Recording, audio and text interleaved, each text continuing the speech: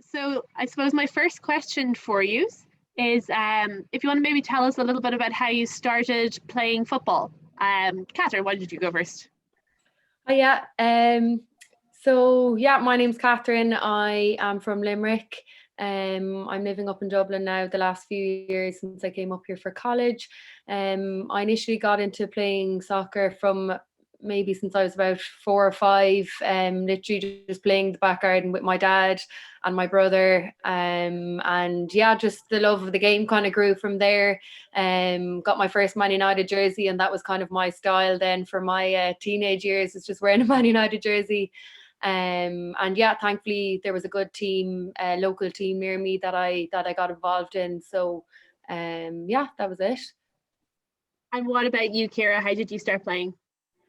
Well, I suppose like Catherine as well, I started at a very young age. So say I'm from Galway, South Galway, so it's mainly camogie is the big one around here, not really soccer as much. So just kind of got to go with everything: soccer, football, camogie, piano, just tried everything out. And like Catherine as well, we had a very strong team when we were younger. So I focused on the football, soccer and camogie then. And then we went on to an FAI final with Colga, our local club here. And then just because of the success we were having with that, I suppose I focused more on the soccer. Was there much of a pull for either of you between different sports? Was anybody trying to pull you one direction or another? Yeah, I suppose I kind of like here, I kind of played pretty much most sports. In the end, it was between soccer and maybe Gaelic football, but I kind of just made the decision myself. I probably wasn't as good as the Gaelic, so that made the decision for me. Yeah, the same as that. When I was playing with the local club, it was the same girls playing the 3 sports. So I suppose then when you went up playing with Galway, there was more commitment to it. So I kind of understood then that you were playing at a higher level and there was more time needed and more focus on the soccer then. Cool. So the focus today is really around how many commitments you guys are managing at the moment. So maybe want to tell us a little bit about your current careers and what maybe a typical day for you is like. Do you want? I'll go first. So I'm a secondary school science teacher in Kinvara in South Galway. So it's about 15 minutes from where I'm living at the moment. My typical day, I'd be up at about 7 o'clock, I'd say. So I get to sleep in until then. Then I'd eat my breakfast, try to be in school for 8, get a bit of work done in the morning, preparation, corrections maybe, things like that. School starts at 9 o'clock then, and then it finishes at 4. So then it's a matter of trying to get a bit of work done again, home, eat my dinner, and then on Monday, Wednesday, Friday, we have training at 7. So go into training. So it takes about half an hour, 45 minutes, depending on traffic to get in. Then we train until 8:30, and then I'm home for about 9 o'clock. So shower, eat, and bed then. The idea of eating dinner at 9 o'clock does not appeal to me whatsoever. Yeah, no, I try to have the dinner when I come home from school and then just have maybe a snack or something after training. I'm not really able to eat either. Maybe even a glass of milk would do me some days. Yeah. What about your day, Catherine? What's it like for you? Yeah, so I'm a nurse in Vincent's Hospital at the moment. So thankfully I'm only living about 10 minutes away. So I set multiple alarms because I struggle to get up most mornings, like most people. So I'm up for around 6:30 and kind of ready to go and work for 7:30, 8:15. Thankfully, I'm working in an area where there's that bit more routine to my day. Obviously with nursing there's a lot of shift work and night duty, but thankfully I'm now in an area there's a little bit more structure to it, which has obviously allowed me to keep up both my work and my soccer as well. So I finish at about 6, and if there's an on-call service as well, so some days I could be in later, I could be in till 8, I could be in till 9, or I actually could be in the middle of the night. But all going well, I get out on time to have a quick bite and head to training for 7 o'clock on a Tuesday and a Thursday. And then just head home, have a shower, get more food into me, and go to bed. So at the moment it's not very exciting. How much does it feel like you're always repeating the same routines? Yeah, well, at the moment, I think everyone's in a similar boat that, people are working from home, people aren't doing as much, they're not meeting up with as many people. So I think the days are all seeming fairly similar at the moment. But thankfully, up to this point, at least anyway, we've had that outlet of soccer and being able to go to training just to mix up the day a little bit. Yeah. Oh, sorry, Emma. No, just in terms of like my start day and my finish day are the same, but like I'd have different classes at different times, and no kind of day is the same when it comes to school. The kids are acting differently, or you have different classes or different things going on. But yeah, no, I don't really find it the same, which is a good thing. So how do you find yourselves prioritizing your time between work and football? Well, I suppose just get into a routine. Like, yeah, you have your football and you have your work as well, but you need to prioritize other aspects of your life as well. So for me, like my family would be a huge thing. So anytime that I'm not playing sport or not playing or not in school, like I try and visit them as much as possible. Obviously your friends as well, but with the whole COVID, it's a struggle anyways to see everybody or see anybody nearly at this stage. So it's just kind of just you need to set aside like on your Sunday what you want to plan for the week, when you're going to meet this person, when you're available, when they're available. So it's just kind of just to get organized, and then you'll be able to prioritize. Do you need to organize yourself the same way, Catherine? Yeah, definitely. I know a lot of people have a very busy lifestyle, so you just have to try and do your best and remember that is all you can do, and there is only one of you. In terms of prioritizing, obviously at the moment, work will come first in terms of having to go to work and, give it your best while you're there. Fitting in training and meeting up with people as well is really, really important. As well as, being busy throughout the day. It's really important to make time for yourself, to go for that walk or meet up with those friends, and just change it up a little bit. But prioritizing, yeah, at the moment, as Ciara said, with COVID, you can only do the bare minimum at the moment. So those decisions are being made that bit easier at the minute.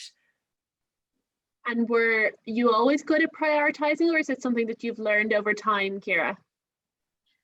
I think I learned the hard way nearly. Say even in college, like you'd have different days, and it would be hard to nearly plan out the week because you didn't really know what you were doing in college. Whereas now I know, right, I'm in school from 9 o'clock until 4 o'clock. I know I can't commit to anything else between those hours unless it's something very, very important, and I will get the opportunity. School are willing enough to give me days off if I need them. But I just think, no, I'm in such a routine now with school. I have my weekend off that I know that like when I can do other things apart from sport and soccer. And what about you, Catherine? Is it a natural talent?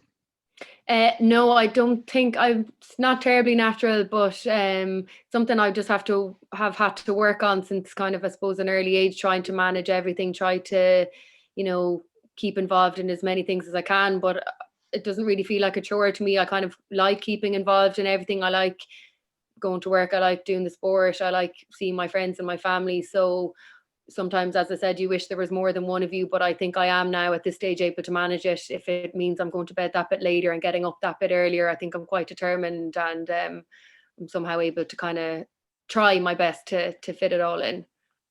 Yeah, it sounds like you need quite a bit of motivation to be able to balance the different responsibilities that you guys have going on. Tell me, how did you pick your career paths? Because I know this is something that I talk to a lot of players about. When there's so many industries available, what kind of steered you towards your career path, Catherine?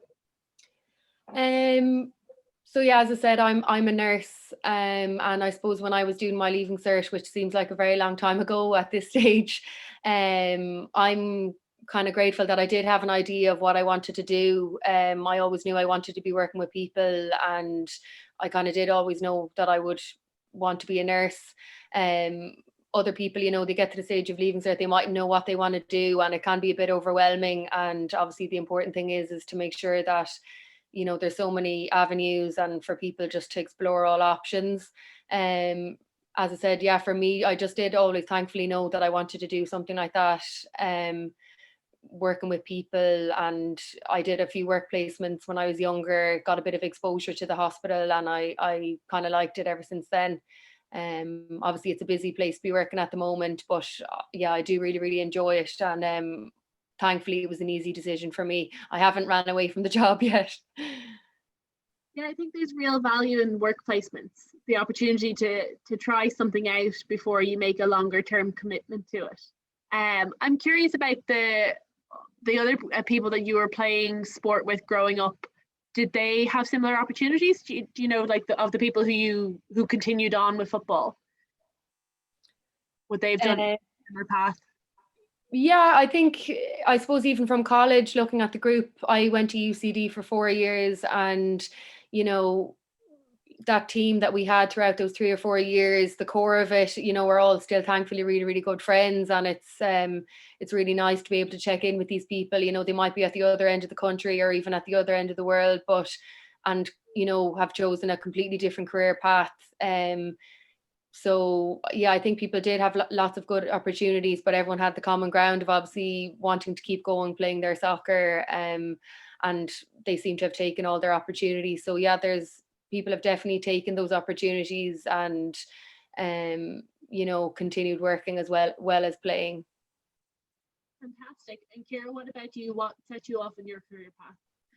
Well, I'm from a farm, so initially I always thought I wanted to be a vet. Like Catherine was saying, I went on work experience when I was in secondary school as well, and then I just didn't think it was for me. Just seeing the animals getting hurt and all that, I don't know, I was a bit of a softie in terms of that. So then I did my leaving cert, and I thought I wanted to do my biomedical science in Galway, but I had actually biology and PE teaching down in Dublin.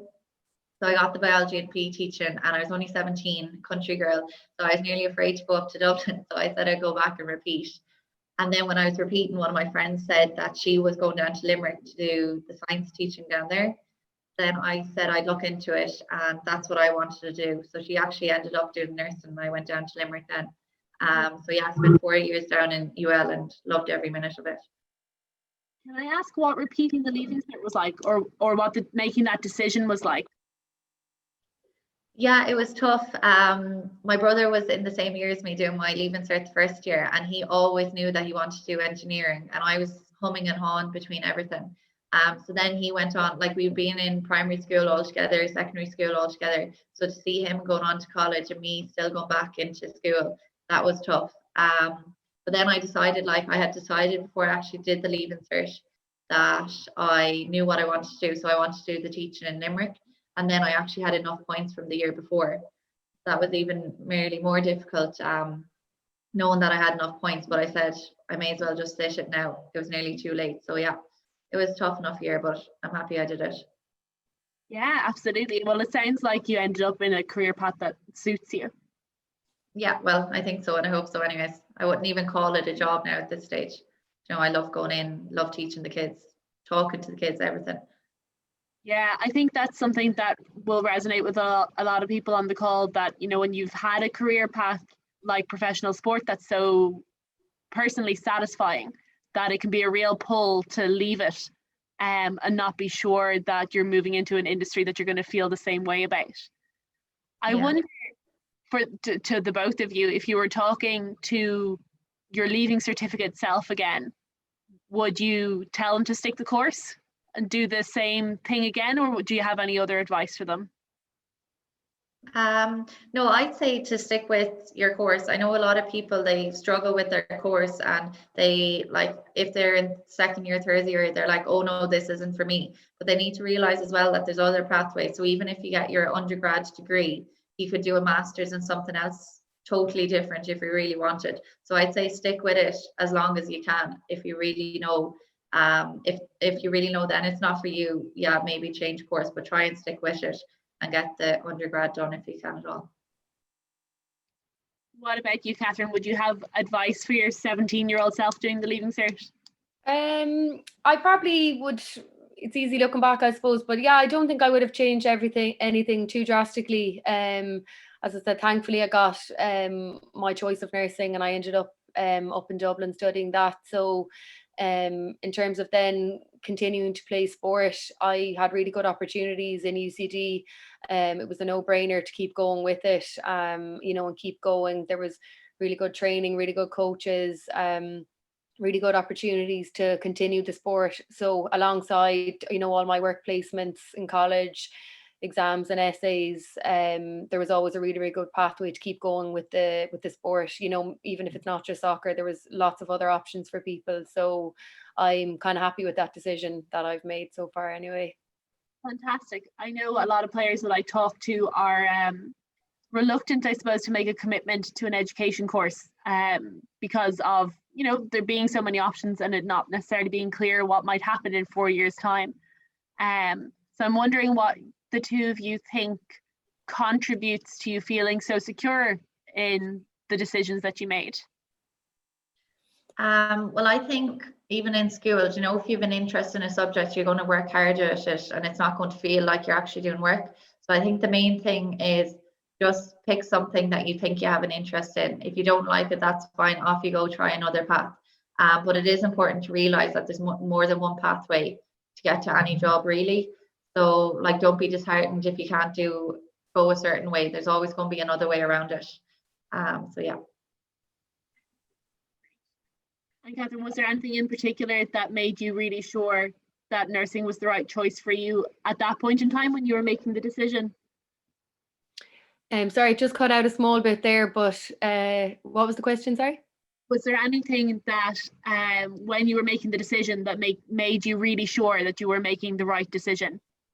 I suppose just a bit of job satisfaction along the way, and enjoying, similar to Kira, enjoying what I do, and I suppose getting good feedback, you know, from work placements and feeling like, I suppose, you're making a bit of a difference. So, you know, you might come home really tired for some days and, you know, wonder, did you make the right decision? But I think at the end of the day, if you know you're making an impact in other people's lives, and you know, you're learning and taking that step to become, you know, whatever it is at the end of it, it's kind of lucky, I suppose, we're both in careers where you are at something at the end of it, which is a little bit more clear cut. I know some pathways aren't as, you know, you have to maybe do another course or find your way a little bit. So it was just, I suppose, working towards that goal to become a nurse. And then, you know, now that I'm a nurse, I'm qualified about nearly 6 years. So I'm just still continuing to try and grow and, you know, improve my skills and try out new areas and try and, you know, keep going with that as well. Yeah, I think as you're talking there, a characteristic that's quite common across all elite athletes is apparent is that interest in personal growth and getting better and improving. So I'm curious then, between your football careers and your professional careers, say, do you see many similarities in skills between the two of them? Yeah, I do. Between both, I think they both complement each other really well. You know, work life and then your sporting life. For example, working as a team player on the pitch, you know, you can translate that across directly into the workplace, no matter where you're working, even if you're in an office or even if you're working with other people. The ability to be able to communicate efficiently with others on the pitch, tell people where to go or that you're free for the ball as well, and work to be able to have good interpersonal skills, being able to chat to people, reassure people and read the situation. Also for both things, you know, being diligent, punctual, hardworking, these are all things that, you know, really complement each other well. So I think if you've had a good sporting life, you can bring a lot of those traits into, you know, your chosen career path, and it'll definitely benefit you in the long run, you know, dealing with lots of different types of situations. What about you, Kira? Do you see any similarities in your skill set across the two? Yeah, I suppose like Catherine was saying as well, communication. Obviously in school you need to talk to the kids, you know, to give them instruction as to what's going on. On the pitch you need to identify or tell a player where to go or advise them where to go left, go right, things like that. I think getting on with people is probably the most important. In terms of soccer, if you don't get on with the people you're playing with, it's not going to be a team, even though it's 11 players on the pitch. In terms of school, obviously you need to get on with the students as well, or they're not going to be able to learn. I think just from a science point of view, it's ability to adapt as well. Barbara was saying, So just like you need to be able to adapt to your environment. So say in a match, if I was playing against Catherine and Catherine's team changed their format, I need to be able, or us as a team need to be able to adapt to that. And then even in school, if there's maybe a match on, there might be a lot of people absent from the class. So you need to be able to adapt to how many people are in the class and change your class slightly to just make it a better class, I suppose. So there is an awful lot of overlap between the two. It's surprising when, you know, Emma, when you get sent the questions or what kind of questions to be sent on. I thought about it initially and I was like thinking, oh, there actually isn't. But then when you actually sit down and look at it, there is an awful lot. Yeah. Yeah, I think we talk a lot about how a professional athlete's career doesn't necessarily fit the typical format of a CV, and how it can be quite difficult to decide, even if you're looking at education, career and hobbies, you're like, where do I put my sporting achievements? Because they kind of go under all of them. If you have licenses and your coaching done, that's education, or if you have relevant experience, is that career or is it a hobby? And I think what we quite often forget to translate is those soft skills that you're talking about, is the leadership, the communication, and particularly adaptation. And that's not necessarily one that comes up.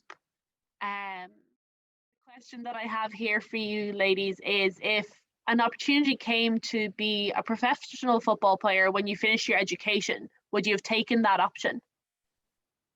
I probably would have, yeah. Yeah, like I suppose it's hard to say now, but I suppose I would have tried it anyways and see how I get on with it.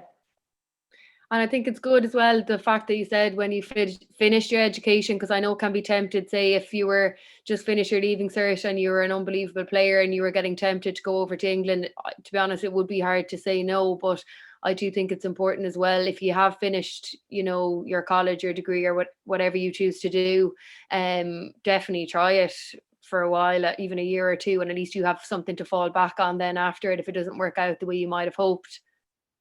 Yeah, I think you'll only regret it if you don't go doing it, and say you're retired, then you're just like, why didn't I do that? So you're not going to know, did you like it or was it for you, unless you're going to try it. Yeah, I haven't met too many people who tell me that they regret working on improving themselves. Whether that is a formal education course, and for those of you who know me, you'll know that I will in absolutely no way advocate that everyone does a degree, because it's definitely not the path for everybody. But like you've been talking about, Ciara, there's so many pathways to different jobs. But I think as well, the education system is somewhat set up as a ladder, that, or certainly it's presented to us as one, so that it can be hard sometimes to see how, if you stepped off the ladder, first off, how you can get back on it. And second of all, how you can achieve a long-term career without it. And that's, I suppose, something that is part of my job, is to help people see how they can get back on it or exit it at the most appropriate point for themselves. Even in school though, sorry Emma, even in school you see like people doing their leaving cert and people are like, oh yeah, I'm going to college here, I'm going to college there, and then you see the kids who don't have a clue what they're doing, and they're nearly within themselves like freaking out that they don't know what they want to do.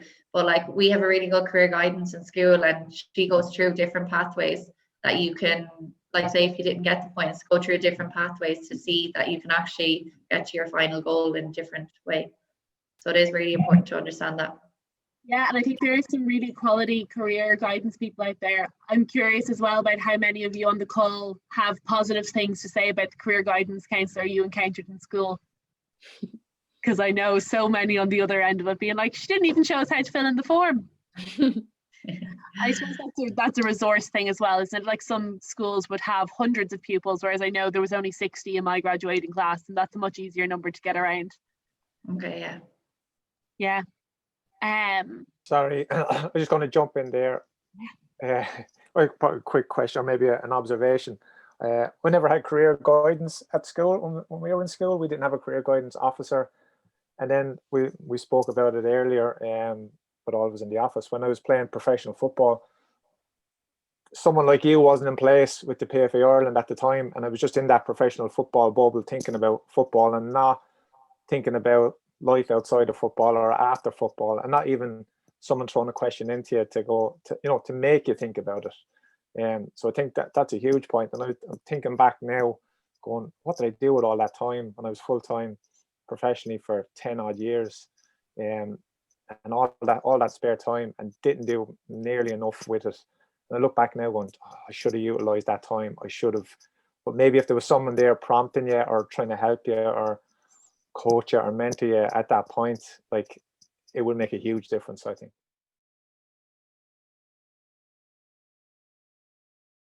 Daunting going into education, and can I put that back to yourself, Ciara and Catherine? What was your education experience like? Did you enjoy it? Yeah, I didn't mind it. I preferred personally even in school, I suppose, the extracurricular activities, PE and going to training after school. But yeah, I had a grand experience as well with college. Obviously, you've a bit more accountability and you have to turn up yourself. No one's going to spoon feed you and show you what's coming up on the test. You do have to have a bit more responsibility. So I had to pull up the socks a bit in college, but yeah, I was fine. We had good support, really good lecturers and tutors and things like that. The transition from school to college probably was a bit daunting, yeah, but I think that fact that I had the security of playing soccer, which is what I knew, was reassuring and really helpful for me as well. Ciara, what might you say to somebody who is feeling daunted about going to university or any level of formal education? Yeah, no, I can totally understand about it being daunting. Even thinking back to the first day of going into college, like our first lecture, I remember it was an education lecture.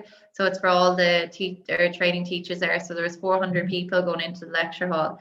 I didn't know anyone going in. So initially, yeah, no, it was very daunting. But I suppose it's just kind of a stepping stone. You have to kind of face your fears sometimes. I know education isn't for everyone, absolutely not. I actually had a transition year student 1 year.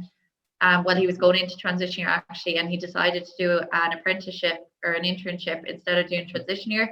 And then he decided if he didn't like it, he'd go back into 5th year, and if he did like it, he'd stay with that. So, like, speaking to him before he left, school just wasn't for him. So he just stayed in school until he reached the right age. But he hasn't been back since. He's actually progressing on with his internship, and I'm sure he's qualified now at this stage. So no, I do understand how it can be daunting, but sometimes you just need to face your fears now, maybe.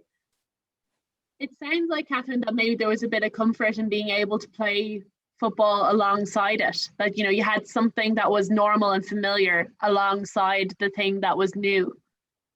Yeah, definitely. And even just thinking back, you know, from my first training session with UCD in college, I had the likes of Louise Quinn taking me under her wing. She, I think, was in 3rd or 4th year at the time, and, you know, looking after me. And she was someone that, like, I knew all about from when I was younger, and someone who potentially inspired me as well. So playing soccer and having that reassurance, you know, gave us such a good opportunity to meet, you know, such good people. As I said, from all walks of life, everyone on the football pitch is friend, you know, well, on your team, everyone hopefully is friends. So that was definitely comforting. Similar to Ciara, like, I didn't know anyone coming up to Dublin, no one in my course, or no one really in the football scene either. So being able just to get out there, train for 2 hours, make some friends was a really good I suppose, outlet for me as well. But yeah, the two of them alongside, I was delighted to have that chance. Awesome. Well, thank you everybody who sent their parents' occupations and their current occupations onto me. You have all done so privately, so I can't provide any evidence of this to the rest of you, but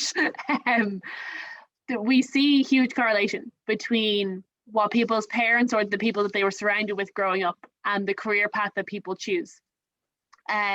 Because it's normal and it's familiar, and you know somebody who hopefully likes it. So it would be really anticipated, I suppose, if you are at the point in your current career that you were thinking about moving. This is any career that you might think about a move to something that you know somebody else enjoys. And this is another reason that it's so important that we get a vast amount of experiences and we trial lots of different industries, particularly if you're going to make a long-term commitment to education to get there. to really try stuff out and make sure it is for you. And in some cases, there's huge security in crossing things off the list as well, being like, nope, no way am I sitting in an office all day from 9 to 5, work with the same people, not for me. There's another question here for you. So in the vast majority of cases in the women's game, the option of playing in a professional or semi-professional game isn't viable. Would either of you give up your current career to play in the professional or semi-professional game? Well, I think in terms of girls' sport, financially it could be a struggle. Like obviously at the minute in Ireland, none of us are getting paid to play soccer.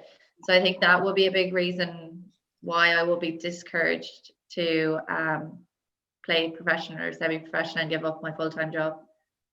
That seems reasonable. What about you, Catherine? If the opportunity was there? Yes, very similar to Ciara. Obviously, you know, it's probably not hugely sustainable for kind of women in Ireland at the moment to have that as their primary, I don't know, their primary objective. So we've had to obviously find another way to you know, I don't know, find a job or keep that going as well. Yeah, unfortunately, probably not. As much as I'd love to play football every day, that would be the ideal scenario probably for me. Okay, so in reality now, where you're trying to balance the both of them, what tips and tricks can you offer somebody who is maybe thinking about stepping into education or an extra job on top of their career? What helps you make it work? I think the main thing is just be organized. Like I was saying earlier, I have a diary where I keep track of all my trainings, matches, any extra courses in relation to school, anything extra in school either. Then also in my bedroom, I have like a board. I don't know, is this a teacher thing? But I have a board with my week planned out as well. Just so, you know, I don't have to take the diary out, or I might have left it in the car. I have it there. I can check it every night before I go to bed. So I just think being organized and preparing your food as well. I prepare my food on a Sunday evening for the week. So just, I don't have an excuse to maybe go get some fast food or go to the takeaway or anything like that. What about you, Catherine? What tips or tricks could you offer somebody who's thinking about taking on an extra responsibility? Yeah, literally organizational skills is probably very important. I'm jotting down some of Ciara's advice there myself. I definitely can't say I'm the most organized person. Maybe in work, I like to think I'm very organized, but yeah, I would have a diary, and I do make note of when I've matches, when I've trainings, if I'm on call and things like that, because obviously if they clash, I'm not going to be able to run off. Well, it has nearly happened, but I can't run off the football pitch to go to work. So having a bit of an idea of a work schedule is definitely really, really important. Yeah, just being organized and being willing to adapt and kind of go with the flow a bit as well. You know, if you want to add something else into the dimension, you probably can, but organization and yeah, just trying your options really and seeing what works for you. Everyone is slightly different, and people go about things different way, but if you can find a way that you're comfortable with, that works best for you, that's probably the way to do it. Yeah, I would say to anybody who is thinking about education options is that most courses will give you an indicative timetable of how many hours per week study is required to manage the course load. And what I would do with a lot of players who don't currently use diaries or planners is to do a retrospective week. So at the end of every day, write down what you spent your time doing for a week or 2 weeks, and then do an audit of where you're spending your time. And you'll start to see that you have natural pockets. And then you can start talking about rearranging or prioritizing them. I mean, people's priorities change over time as well. I'm sure there's periods where work absolutely has to come first, or family absolutely has to come first. And then when you're getting closer to finals, football probably starts taking more priority. There's a question that comes up all the time when I'm talking to athletes about dual careers, and it's, when would I have time to eat? For the training load that's in place. So I'm curious, and I want to get this question answered by everybody. So when you're in the chat, folks, you'll see there's an option to message me privately, or you should be able to tab down and message everyone. I'm curious as to what everyone's go-to snack is for that moment when you realize you only have 20 minutes from one responsibility to the next. What's the snack that you reach to? Kira, what is it for you? I don't know, my latest now is apple with peanut butter. Random one. It's delicious though. Nutella, Yeah. although I don't know if that's a positive choice for everybody. I find Nutella a bit heavy, but no, peanut butter, I don't know, lately I've been got into that. It's probably a phase I'm going through. And what about you, Catherine? What's your go-to snack? Probably not on the healthier side, whatever I can get my hands on, to be honest, or even in work and things like that. You know, I might go in at 8 and I, mightn't get a bit of a break for 6 or 7 hours on a bad day. So I'll take whatever's going, really. I do try to, on the days that I have training, have a bit of a lunch prepared, so I can always have that before I go to training, and even have 5 minutes to eat that about 5 o'clock. So that's one kind of thing I can say. But yeah, I'd know a bit of fruit or something handy, or it's a crunchy or whatever. Yeah, whatever you can get. Yeah, and there's a couple of people messaging me here, and chocolate is a theme. It's interesting as well to see the difference. That obviously the two of you are balancing very busy schedules, but you're going about it slightly differently as well. So I think, a busy schedule can be managed in a unique and personal way, depending on what it is that you want to get out of it. There was another question that I had wanted to ask you guys, which is kind of around how much accommodation the other people in your life need to make to your busy schedules. So who's kind of who's your support team? Who are the people who are backing you up in managing these busy lives? Yeah, so just friends, family, coaches, work colleagues, everyone who's with you at home, really. They obviously see you when you come home. If you've lost the match and you're really annoyed, your other half or whoever it might be will be there to try and pick you up and tell you that everything isn't terrible, and help you see the light a bit. Or equally, if you've had a really bad day in work, you need people around you just to tell you to keep going. Always try to say that, tomorrow is a new day. I know it sounds cliche, but you have to be able to draw a line under something like that and pick up and try and be as positive as you can the next day, and give it your best. So yeah, family, friends, work colleagues, as I said, anyone who's at home with you is going to see you in all light. So they have to be able to try help you when it's needed. And do you think that's important to have a network of people that are understanding, or do you think it would work if you didn't have that group of people around you? I definitely think it's really important. As I said, especially for the times where things aren't going brilliant for me. It's all well and good if things are going 10 out of 10 and there's no problems. It's really when things aren't going as well as you'd like.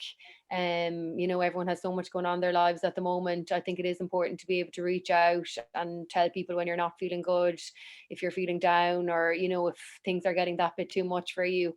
Obviously it can be a bit difficult sometimes trying to juggle everything, but I think if you hit a wall and you feel, listen, I need a break for a day or two, being able to say that to your coaches or your friends, and them to kind of support you in that decision if they know that's what you need to get back and to be yourself again.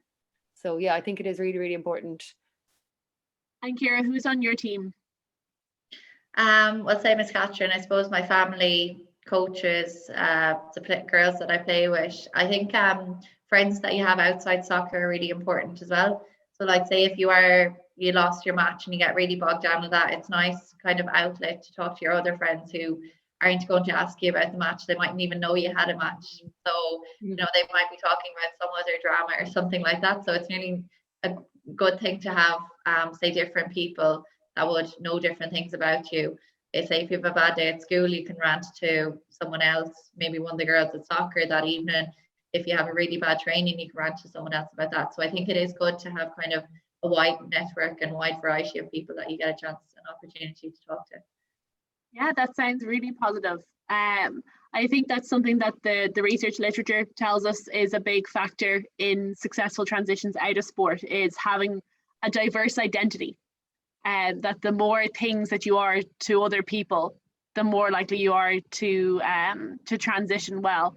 So you can imagine if, you know, you just called yourself a footballer and you didn't call yourself a friend or a sister or a sibling, that if the footballer part was gone, you can definitely have a moment of like, well, who am I? If that one aspect is gone. So there's a question here for you. If you could change one thing in the Women's National League that could assist you to balance your work and sport better, what would it be? Ciara, do you want to take that first? Sorry, what was that again? Sorry, it just kind of broke. If you could change one thing in the Women's National League that could better assist you to balance work and sport, what would it be? Well, there's a good bit of things, but I think even like things such as, you know, making sure that we have food after matches, something like that, or even food at training if we had the finances to get food at training, because like Catherine was saying, you could be going straight from school or straight to work, you're trying to get a lunch in prepared somewhere, so even that will be a huge help, I suppose. You wouldn't have to be worrying about that. It'd be one less thing to worry about, and you know you'd be getting a proper food, so you're getting proper nutrition before or after your training. That would be a big thing. And Catherine, what about you? What would you change? Well, the obvious number one thing would be obviously to be getting a bit of money for giving your time up for, you know, that kind of way, in order to, if you're balancing the two, you know, it's very important that you do maintain your career, you know, whatever it is, to be able to keep playing soccer. Or whatever your sport is. So obviously if you were getting any kind of financial aid, that would obviously ease or maybe lessen the pressure to keep going, you know, from that side. But yeah, I think just even little things like that, even, you know, like the food, making sure, because obviously if you have a good nutrition for your training, you're going to perform that bit better in training. You know, you're not just living off something you had 6 hours ago. You know, if you're nutritionally looked after and drinking plenty of water, you're going to play better in training and you're going to play better in your matches. So literally just simple things like that could make a big difference. I suppose then there'd be less risk of injury as well if you're not as tired, if you actually have nutrition in you. So I suppose that as well. Yeah, I know. I definitely have lots of conversations at home about how much my sport involvement costs and whether it's a hobby or a career, and should your career cost you money. Yeah. So tell me then, in such busy schedules, how do you protect your personal time? Do you want to go, Catherine?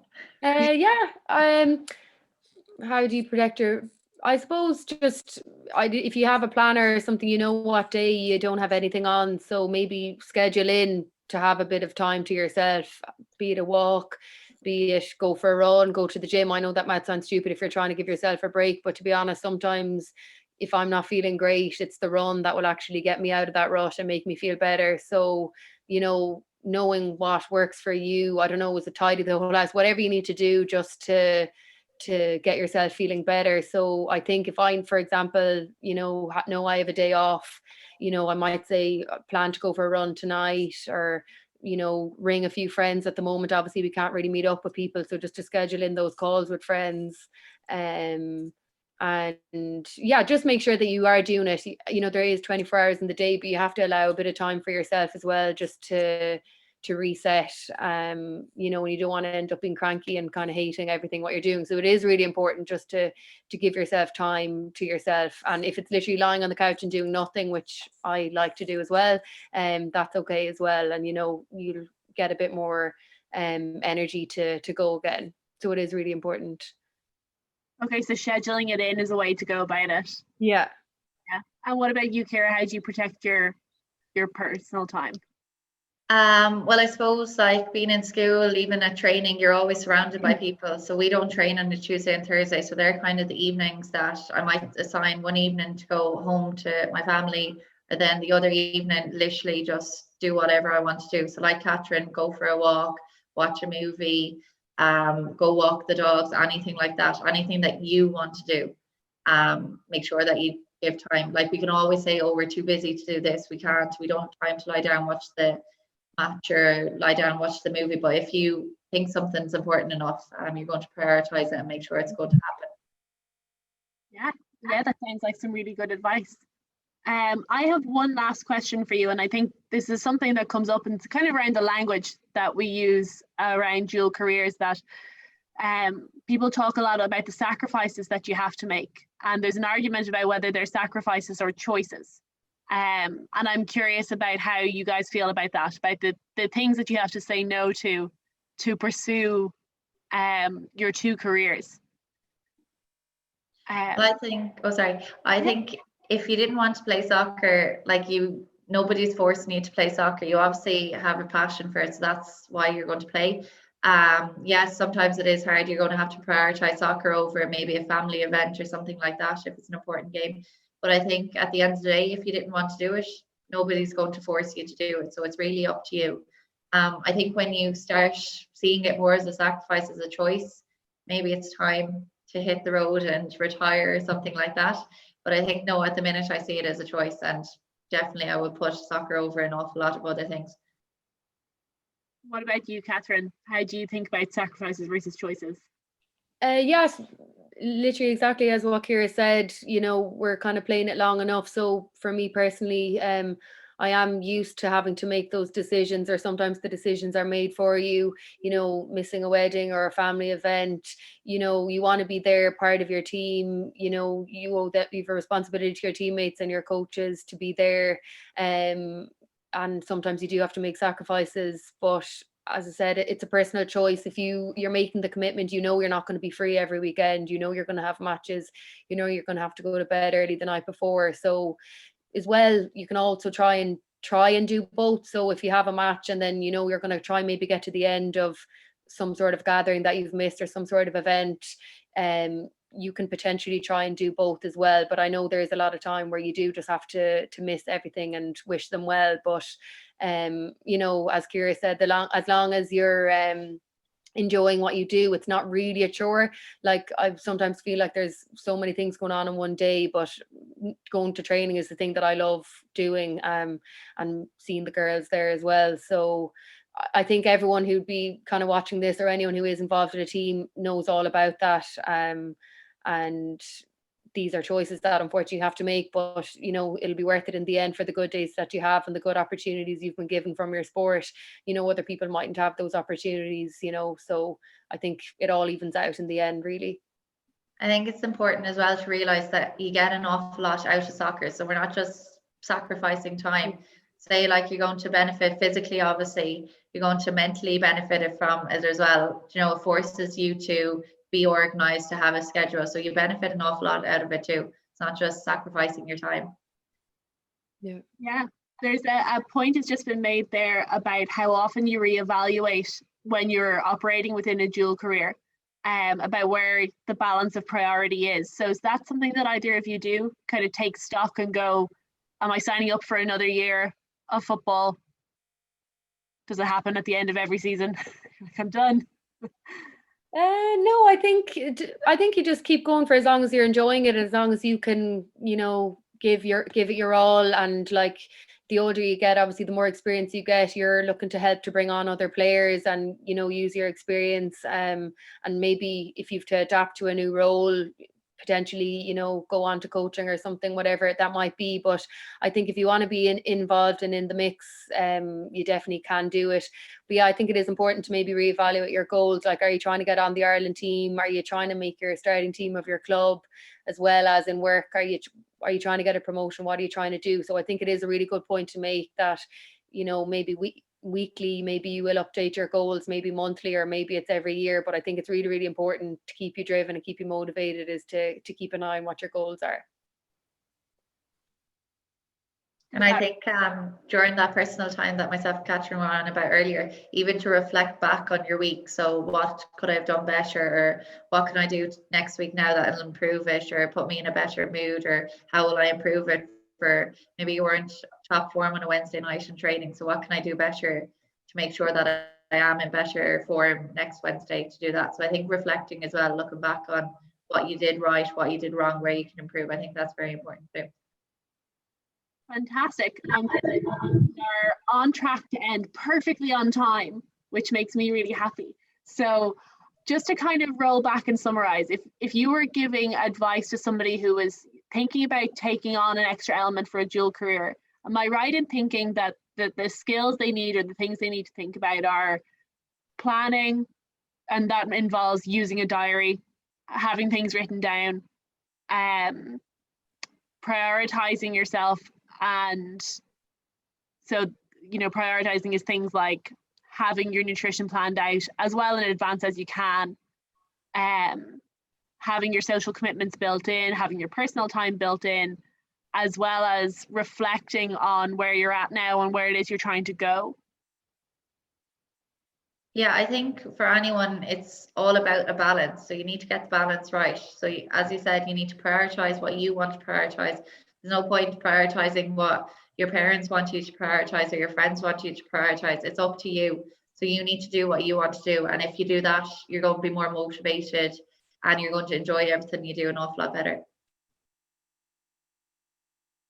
Yeah, definitely. I think that's it exactly. And as long as you can give it your all in whatever you do, prioritize, talk to people. If you're feeling unsure about something, reach out to someone who maybe might be an expert in that area, or talk to your teammates, talk to other players, see what they've done in a similar situation. Yeah, and just reevaluate it. But just, yeah, always link in with other people and just reach out if you feel like you need help or you're overwhelmed or you can't manage it all. Just chat to someone and they'll help get you through it. But there is definitely a way to try and juggle it all if you can.